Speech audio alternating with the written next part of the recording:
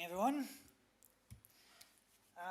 Hi, my name is Joost. I run the product management team at Effect Photonics. We are a European-based company that builds optical transceivers based on photonic integration and DSP, so digital signal processors.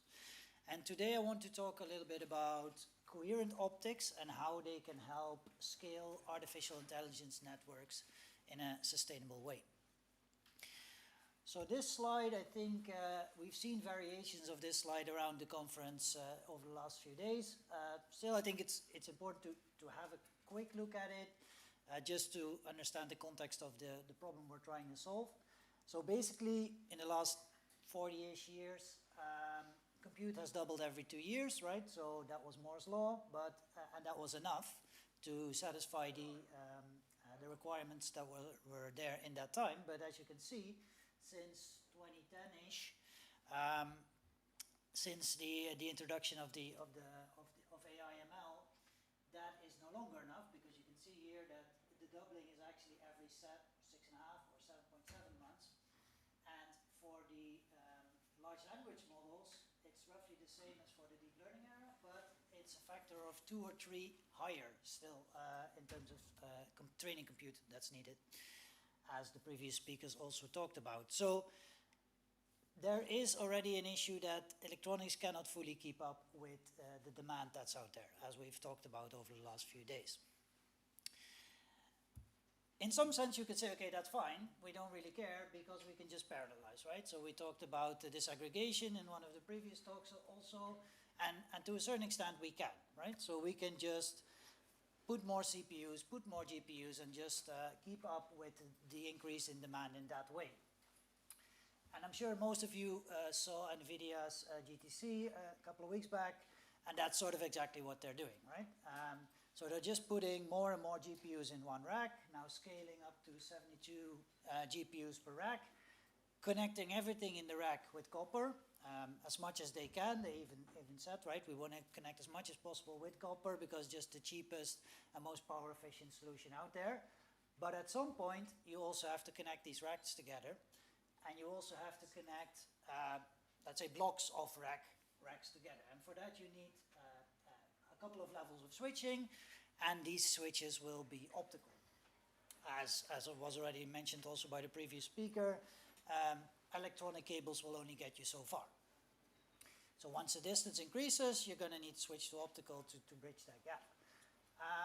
Now, if we do that with present-day optical transceivers, we create 2 problems, actually 3 problems. I'll touch on the third one on the next slide. But one of the problems is cost, and one of the problems is power, right? So if you were to just take the next generation network, plug in current generation optics, whereas in normal data centers optics, the cost of optics is almost negligible.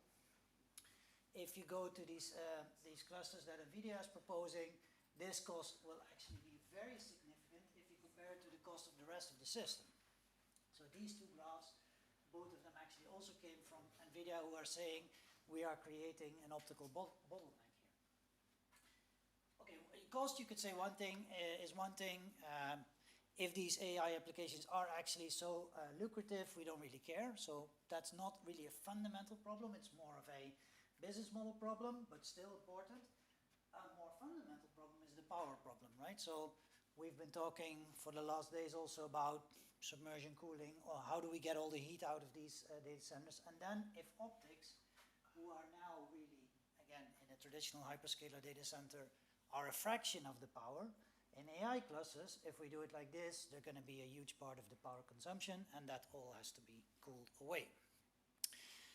So that's a problem, and then the question is, how can we address that? And I think there are many technologies that come together to address that, but one of the ones I want to talk about today is how coherent technology can help address part of this problem.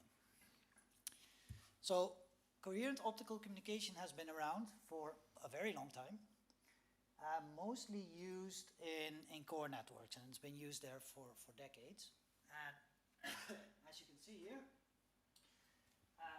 started off in long-haul networks. If you want to move, just because it's recorded. Sure. If you, in long-haul networks, it's been used for a long time, so really thousands of kilometers subsea networks. Those are very, very big boxes, and they contain these coherent transmission units. Over time, we've seen that as data rates go up, coherent transmission is also being used on shorter and shorter link lengths. For instance, in metro and regional areas, and lately we've been seeing actually two trends in parallel. Data rates go up, and the size of coherent boxes go down, right? So we're seeing that where it used to be a huge server rack, then a pizza box, it's now pluggable, right? So especially the 400 GZR, I think, was a turning point in the industry, where data center interconnect nowadays completely transitioned to coherent optical pluggables. So we're seeing, and that's distances of about 80 to 120 kilometers. So we're seeing coherent push closer and closer to the data center, and what I'm here to talk to you about today is that actually we believe coherent will push inside the data center even, so even transgress that border, because as speeds go up, there's a lot of issues that you have to overcome, and direct detect, which is sort of the opposite technology to coherent, will not get you there. Yeah, one of the things I didn't mention here, so why use coherent technologies? It's proven, and it basically gives you a 4x data rate increase because you're not just using the amplitude, but also the phase and the polarization to encode data. However, if you just do it in a traditional way, you will still have cost issues and power issues, so we need to change that a little bit. One of the things about the cost is if you just take present day coherent optics or any kind of optics and just parallelize them, you don't drive down the dollars per bit because you just multiply. And you create a third problem, which is a reliability concern, right? So you can imagine if you have one pluggable with a 99% reliability, if you put two in parallel, your system now has 98% reliability, right? And this scales exponentially also, so that's not a good idea. Instead, you could use faster optics, coherent optics, to go faster. But you need to think about how to design these coherent optics in order to make sure that your costs don't explode. And that's one of the things that our company has been looking into, and that's co-packaging. So we have a specific focus, and multiple people talked about this already here, on photonic integration. We use indium phosphide to integrate all of the optical elements in a single chip, modulators, lasers, photodiodes, everything. And then co-package that with a DSP. So put the DSP and the optics very close together and package that in a standardized microelectronics manufacturing packaging process. That is very high volume and very low cost. And the advantage of putting it so close together is that you can share real estate, so you can have shared voltage lines, shared filters, stuff like that. And also a simpler design, because you don't have so much RF restrictions, because you're so close together, and your losses are very low. So if you think about how to design a coherent transceiver from the bottom up, you can do that in a very low-cost way. So that's one of the issues. And the other issue was the power. And if we think about power, I always like this picture a lot from Google. Cedric Lam often shows this picture also at OFC. It's like optics don't even scale with Moore's law, right? So we have Moore's law not keeping up with AI, but optics doesn't even scale as fast as that. And you can really see that here, that as data rates go up, traditional short reach, and that's 100 meters, and long reach, that's 10 kilometers, they don't get any more energy efficient. So the optics don't get any better, but if you combine optics with DSPs, with coherent DSPs, you can actually drive down that energy curve, and that's what we're trying to do. Of course, we get a lot of pushback also on that, and then because people are saying, hey, but coherent is so power hungry, right? These 400 GZRs that like 25 watts, never going to work in a data center, I agree. But they need to be designed for data center specific applications, right? So you need to take into account O-band, so no dispersion compensation algorithms. You need to think about low latency fax, stuff like that, so specifically designed. All right. Call to action. I think we need to solve this problem in a sustainable way. We don't need to reinvent the wheel. There are technologies out there that have been used for decades and can be used again. So let's join forces on that. I know there's a working group already looking into this, and we have a lot of resources also on the website. By the way, if you don't want to take pictures, you can download the slides here later. Thank you very much.